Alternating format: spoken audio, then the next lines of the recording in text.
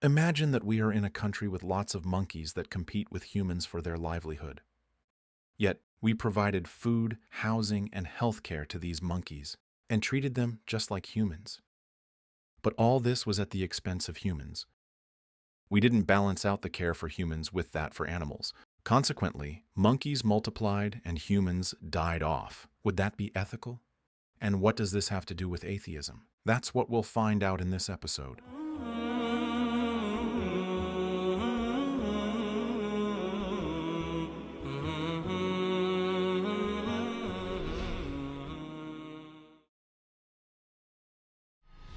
All praise be to Allah and peace be upon His Prophet. In the last episode, we saw how morality indicates the existence of Allah, and how the deniers of Allah's existence lack any moral foundation. Today we will see that this denial, this atheism, does not end there, but goes further to cause crime and aggression. When atheists denied Allah, most of them adopted Darwin's theory of evolution as an explanation for human existence. We will discuss this theory scientifically in due course, Allah willing.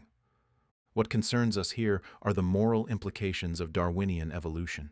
To see, for those who adopt evolution as an alternative for Allah's existence, has evolution provided them with any basis for morality, or is it quite the opposite? Darwinian evolution assumes that organisms evolved from a primitive cell through random genetic mutations and natural selection. Natural selection means survival of the fittest, the most able to adapt to the environment. Survival of the fittest means the struggle with species lower on the evolutionary scale. Struggle is the law of nature, according to Darwin. He stated this in his book, The Origin of Species. Then in his book, The Descent of Man, Darwin applied his theory to humans and theorized that man evolved from ape-like ancestors.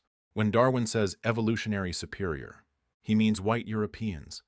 As for other races, they are in an intermediate stage between apes, gorillas, and their ancestors, and humans. In other words, they are not fully evolved yet. Darwin based his theory on the assumption that lower races are closer than Europeans to apes in some traits, such as skin color, head circumference, flat nose, frontal bossing, and enlargement of the jaw or lips. Darwin then concluded that the superior human races will not continue to evolve except through the struggle to exterminate the inferior human races. This is the basis of social Darwinism, which involves the application of Darwin's biological concepts to sociology. Accordingly, there is nothing wrong if the races that consider themselves more evolved hunt us on the streets, steal our property, and subjugate us for their benefit, just like we do with animals, because humans, according to Darwin, are simply a more evolved form of animal. So what humans do to animals can be done to us by those who are more evolved than us. Wait a minute, this isn't just speculation. It actually happened. How? In his book, The Descent of Man, Chapter 6, Charles Darwin says, at some future period, not very distant as measured by centuries, the civilized races of man will almost certainly exterminate and replace the savage races throughout the world. With this concept, Darwin fired his bullet at humanity, and Europeans based their genocide and ethnic cleansing campaigns on this concept, especially against Africans, Native Americans, and Australian Aborigines, considering them closer to animals. In the Darwinian view, it is true that many criminal acts were committed before the propagation of Darwin's theory. But evolution relieved the conscience of the criminals by providing scientific justification for their crimes. So they persisted in their criminal acts and escalated the frequency. The record of crimes is too large to be addressed here, but some examples may provide a good idea. After the publication of the theory of evolution, campaigns were launched to exterminate Australian Aborigines in the late 19th century. The vice president of the Royal Society of Tasmania, an island in Australia, James Barnard, wrote, in 1890, it has become an axiom, according to the law of evolution and survival of the fittest, that the inferior human races must open the way for the superior races. We will provide the links for the information we present, as the facts are shocking and almost unbelievable. Moreover, the campaigns included kidnapping Australian Aboriginal children and sending them, in large numbers, to natural history museums in America and Britain to determine whether they represent the missing link between animals and humans in the evolutionary path. The Australian Prime Minister, Kevin Rudd, apologized to the stolen generations on February 13, 2008.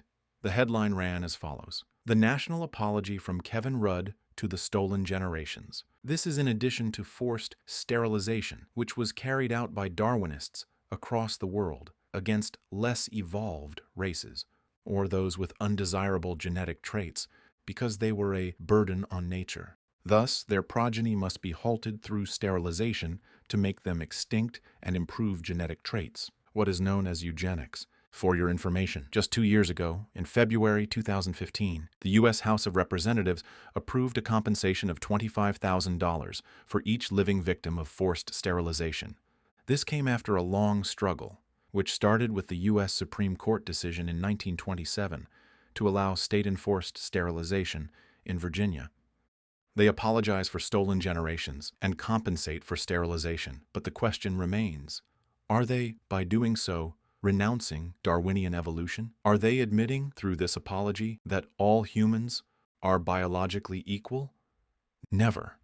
They still adopt Darwinism and stubbornly cling to it. Moreover, motivated by Darwinism, white men convinced some African tribes that they were more evolved than others, due to differences in height, nose length, etc. This was one of the motives behind the genocidal wars between tribes who had previously coexisted in peace, such as the tragedy of Rwanda between the Tutsis and Hutus. According to Darwinian ethics, it's okay for a nation to put less evolved humans in human zoos, just like putting animals in animal zoo. This is not just speculation. It actually happened.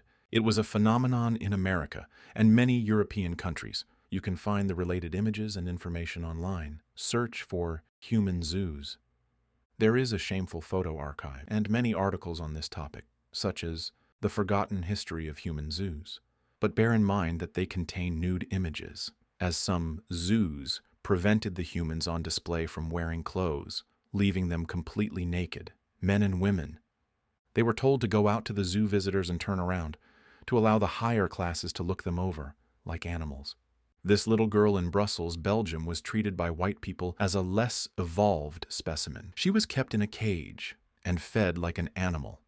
This is Otabenga in 1906. His family and tribe were killed by merchants in Africa. They then sold him to the Darwinians, who viewed him as evidence for evolution. He was required to have his picture taken with chimpanzees at the Bronx Zoo in New York, and there are many others.